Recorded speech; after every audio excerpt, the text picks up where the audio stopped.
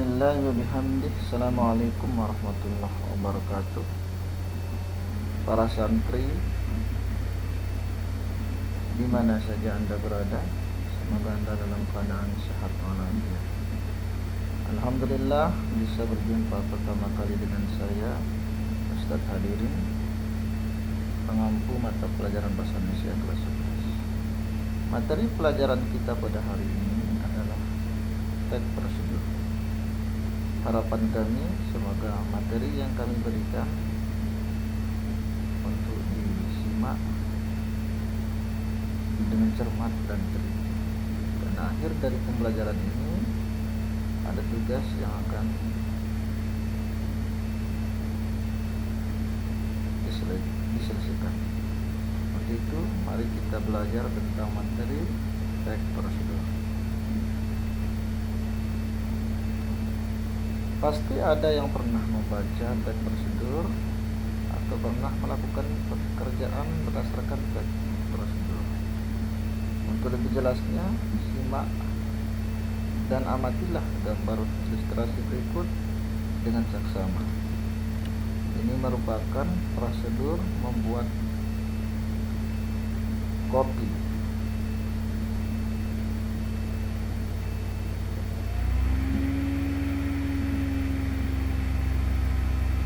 Silakan simak ilustrasi berikut.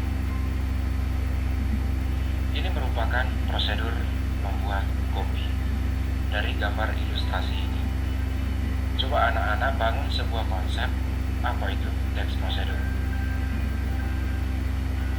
Untuk menyamakan persepsi,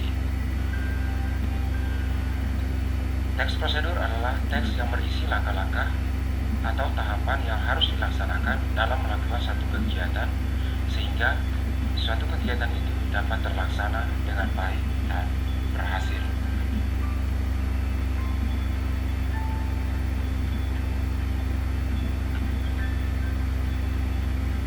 Berdasarkan pengertian teks tersebut, maka fungsi teks prosedur adalah untuk menjelaskan langkah-langkah apa saja yang harus kita lakukan dalam melakukan suatu kegiatan atau pekerjaan sehingga pekerjaan atau kegiatan itu dapat terlaksana dengan baik.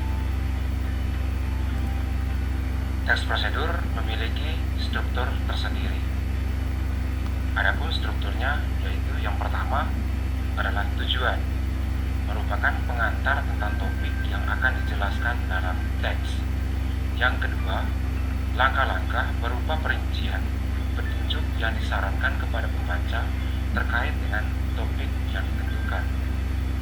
Yang ketiga, penegasan ulang berupa harapan atau manfaat apabila petunjuk-petunjuk itu dijalankan dengan baik.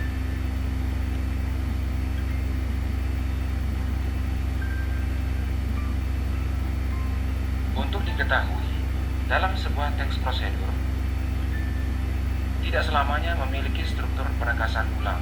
Dalam hal ini, ada teks prosedur yang tidak memiliki struktur penegasan ulang. Kenapa? Karena dalam penegasan ulang itu hanya memuat harapan atau manfaat yang sebenarnya sudah termuat pada penjelasan umum dan langkah-langkah. Perhatikan contoh teks prosedur berikut. Cara menghidupkan komputer. Komputer merupakan salah satu perangkat elektronik yang sering digunakan untuk memudahkan pekerjaan manusia. Sebelum digunakan, komputer ini harus dioperasikan terlebih dahulu. Dalam pengoperasian komputer, kita harus mengikuti setiap prosedur bagaimana cara menghidupkan komputer dengan benar. Untuk menghidupkan komputer dengan benar, ikutilah langkah-langkah berikut. 1. Buka penutup layar monitor, CPU, keyboard, dan printer. Yang kedua, pastikan saklar yang menyediakan arus listrik terhubung dengan kabel power stabilizer atau CPU komputer. Yang ketiga, tekan tombol power pada CPU dan tombol power monitor. Yang keempat, komputer akan booting. Tunggu proses ini sampai selesai. Dan yang kelima, setelah selesai proses booting, komputer siap digunakan.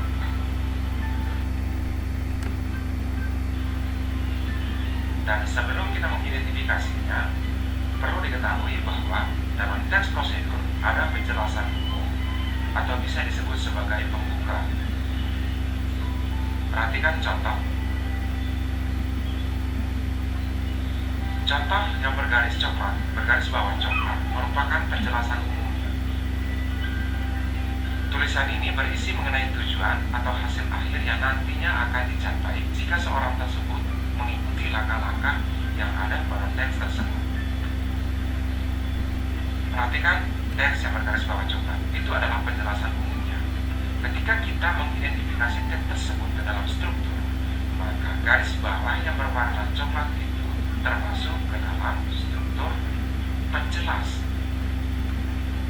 Yang kedua adalah tahapan-tahapan atau bisa disebut langkah-langkah. Ialah prosedur yang harus atau wajib diikuti agar mencapai tujuan yang ingin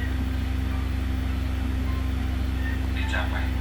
Ketika teks tersebut yang bergaris bawah biru ditarik atau diidentifikasi ke dalam struktur, maka teks tersebut yang bergaris bawah biru termasuk ke dalam tahapan teks prosedur. Dan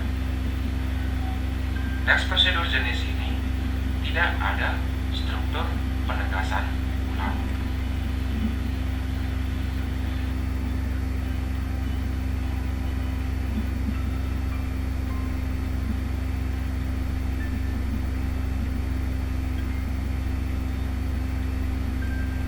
Prosedur memiliki aspek kebahasaan tersendiri.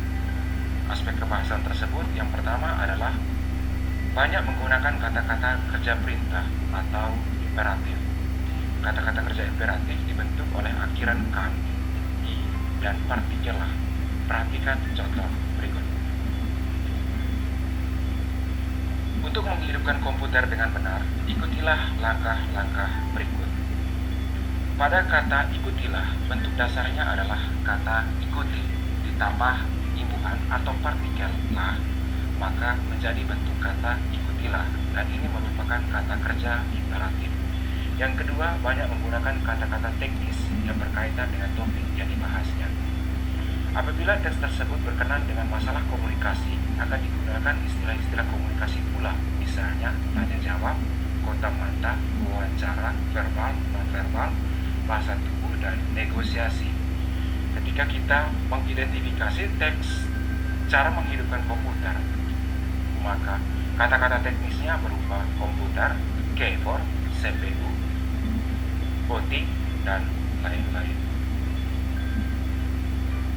Yang ketiga adalah banyak menggunakan kata penghubung atau konjungsi, partikel yang bermakna penambahan seperti selain itu, pun, kemudian selanjutnya, oleh karena itu, lalu, setelah itu, dan di samping itu. Yang keempat, banyak menggunakan kata-kata persuasif atau kata yang bersifat membujuk. Yang kelima, apabila prosedur itu berupa resep dan petunjuk penggunaan alat, akan digunakan gambaran rincian tentang benda dan alat-alat yang dipakai, termasuk ukuran, jumlah, dan warna. Demikian pembelajaran tentang teks prosedur. Silakan mengerjakan tugas mandiri. Pertanyaannya adalah, identifikasilah penjelasan umum dan tahapan-tahapan teks prosedur tersebut. Yang kedua, identifikasilah struktur teks prosedur tersebut. Yang ketiga, identifikasilah aspek kebahasaan teks prosedur tersebut. Dan yang keempat, menurut Anda, apakah struktur teks prosedur tersebut komplit? Jelaskan. Jawaban masing-masing peserta didik dapat dikirim ke grup Facebook atau WA kelas.